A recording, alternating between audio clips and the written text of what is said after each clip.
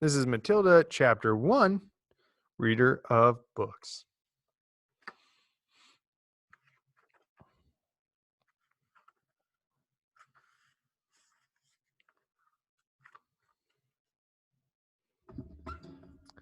It's a funny thing about mothers and fathers. Even when their own child is the most disgusting little blister you could ever imagine, they still think that he or she is wonderful.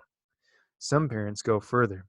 They become so blinded by adoration, they manage to convince themselves their child has qualities of genius. Well, there is nothing very wrong with all this. It's the way of the world.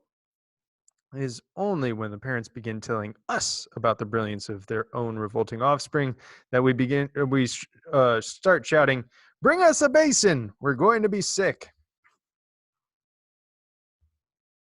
School teachers suffer a good deal from having to listen to this sort of twaddle from proud parents, but they usually get their own back when the time comes to write end-of-term reports. If I were a teacher, I would cook up some real scorchers for children of doting parents. "Your son, Maximilian," I would write, "is a total washout. I hope you have a family business you can push him into when he leaves school because he sure as heck won't get a job anywhere else."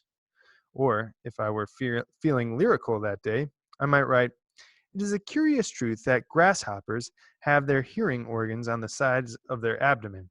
Your daughter, Vanessa, judging by what she's learnt this term, has no hearing organs at all." I might delve deeper into natural history and say the periodical cicada spends 6 years as a grub underground and no more than 6 days as a free creature of sunlight and air. Your son Wilfred has spent 6 years as a grub in this school, and we're still waiting for him to emerge from the chrysalis.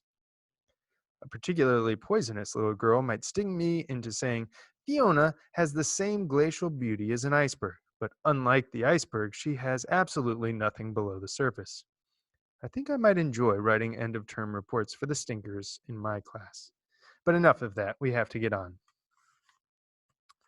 Occasionally, one comes across parents who take the opposite line, who show no interest at all in their children.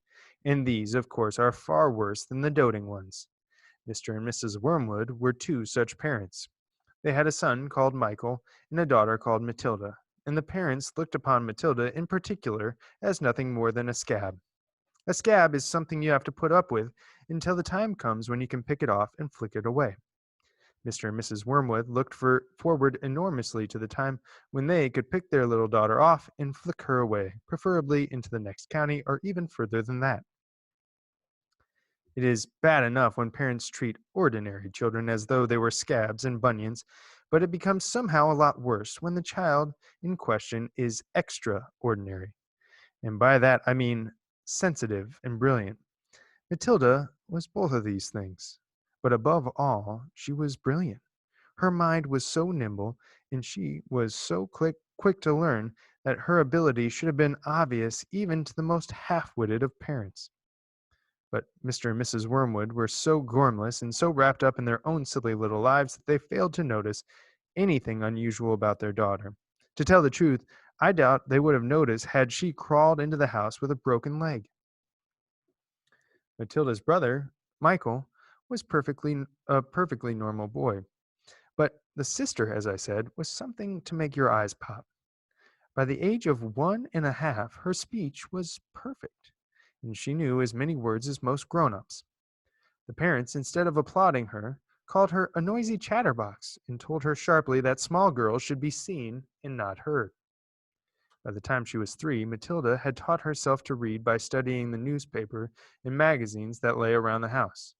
At age 4, she could read fast and well, and she naturally began hankering after books. The only book in the whole of this enlightened household was something called Easy Cooking, belonging to her mother. When she had read this from cover to cover and learnt all the recipes by heart, she decided she wanted something more interesting. "Daddy," she said, "do you think you could buy me a book?" "A book?" he said. "What do you want a flaming book for?" "To read, Daddy." "What's wrong with the telly, for heaven's sakes? We've got a telly with a 12-inch screen, and now you come asking for a book? You're getting spoiled, my girl." Nearly every weekday afternoon, Matilda was left alone in the house. Her brother, 5 years older than her, went to school. Her father went to work, and her mother went out playing bingo in a town 8 miles away. Mrs. Wormwood was hooked on bingo and played it 5 afternoons a week. On the afternoon of the day when her father had refused to buy her a book, Matilda set out all by herself to walk to the public library in the village. When she arrived, she introduced herself to the librarian, Mrs. Phelps. She asked if she might sit a while and read a book. Mrs. Phelps, slightly taken aback at the arrival of such a tiny girl unaccompanied by a parent, nevertheless told her she was very welcome. "Where are the children's books, please?" Matilda asked. "They're over there on those lower shelves," Mrs. Phelps told her. "Would you like me to help you find a nice one with lots of pictures in it?"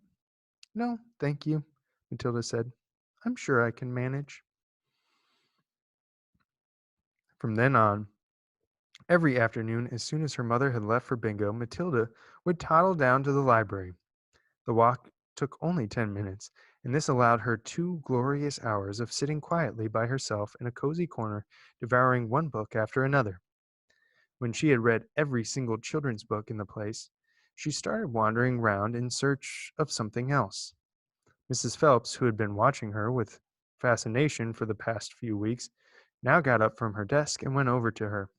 "Can I help you, Matilda?" she asked. "I'm wondering what to read next," Matilda said. "I've finished all the children's books." "You mean you've looked at the pictures?" "Yes, but I've read the books as well."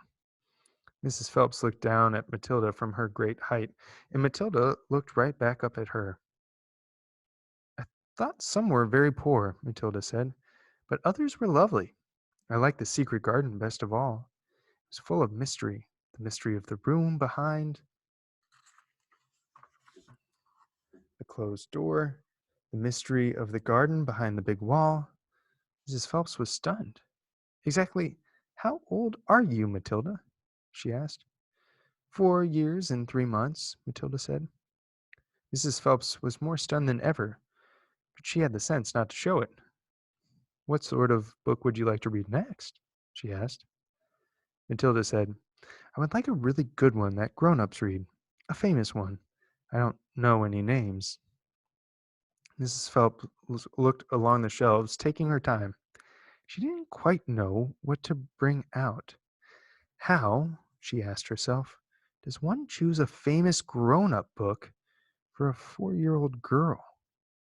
Her first thought was to pick a young teenager's romance of the kind that is written for 15-year-old schoolgirls.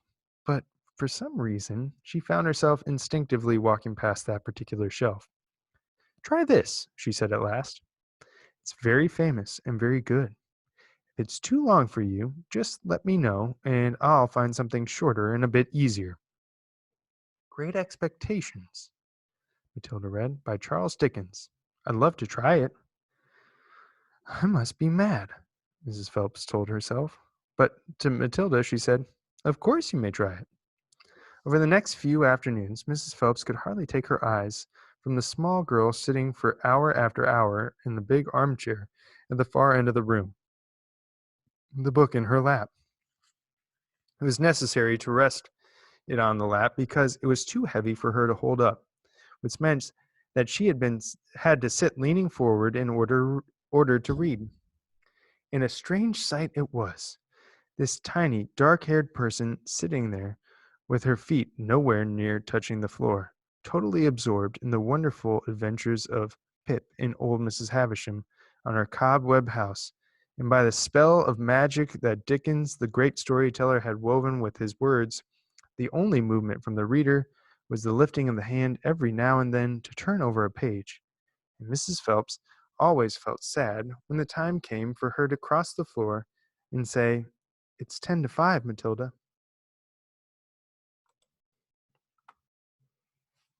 During the first week of Matilda's visits, Mrs. Phelps had said to her, "Does your mother walk you down here every day and then take you home?" "My mother goes to Aylesbury every afternoon to play bingo," Matilda had said. "She doesn't know I come here." "But that's surely not right," Mrs. Phelps said. I think you'd better ask her. I'd rather not, Matilda said. She doesn't encourage reading books, nor does my father. But what do they expect you to do every afternoon in an empty house? Just mooch around and watch the telly? Ah, I see.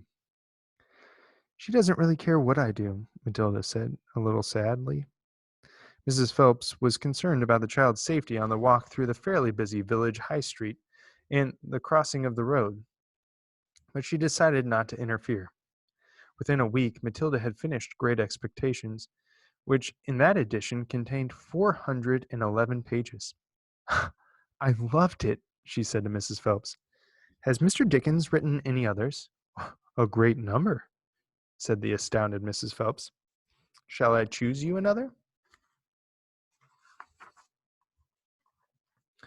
Over the next 6 months, under Mrs. Phelps's watchful and compassionate eye, Matilda read the following books: Nicholas Nickleby by Charles Dickens, Oliver Twist by Charles Dickens, Jane Eyre by Charlotte Bronte, Pride and Prejudice by Jane Austen, Tess of the Dubervilles by Thomas Hardy, Gone to Earth by Mary Webb, Kim by Rudyard Kipling, The Invisible Man by H. G. Wells, The Old Man and the Sea by Ernest Hemingway, The Sound and the Fury by William Faulkner, The Grapes of Wrath by John Steinbeck, The Good Companions by J. B. Priestley, Brighton Rock by Graham Greene, Animal Farm by George Orwell. It was a formidable list, and by now Mrs. Phelps was filled with wonder and excitement. But it was probably a good thing that she did not allow herself to be completely carried away by it all. Almost anyone else witnessing the achievements of this small child would have been tempted to make a great fuss and shout the news all over the village and beyond. But not so Mrs. Phelps. She was someone who minded her own business and had long since discovered that it was seldom worthwhile to interfere with other people's children. Mr. Hemingway says a lot of things I don't understand, Matilda said to her, especially about men and women, but I loved it all the same. The way he tells it, I feel I'm right there on the spot watching it all happen. A fine writer will always make you feel that, Mrs. Phelps said. And don't worry about the bits you can't understand. Sit back and allow the words to wash around you like music. I will. Did you know, Mrs. Phelps said, that public libraries like this allow you to borrow books and take them home? I didn't know that, Matilda said. Could I do it? Of course, Mrs. Phelps said. When you have chosen a book you want, bring it to me so I can make a note of it, and it's yours for 2 weeks.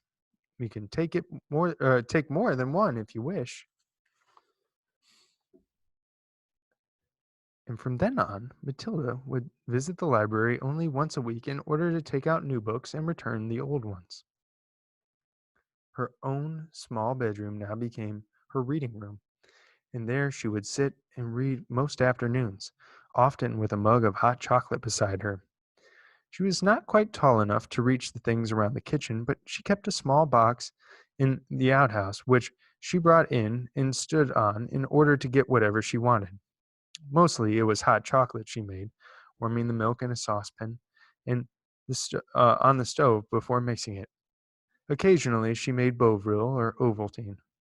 It was pleasant to take a hot drink up to her room and have it beside her as she sat in her silent room, reading in the empty house in the afternoons.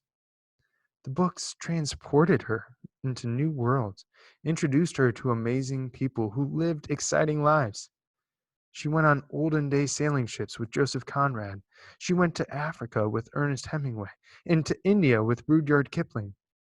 She traveled all over the world while sitting in her little room in an English village.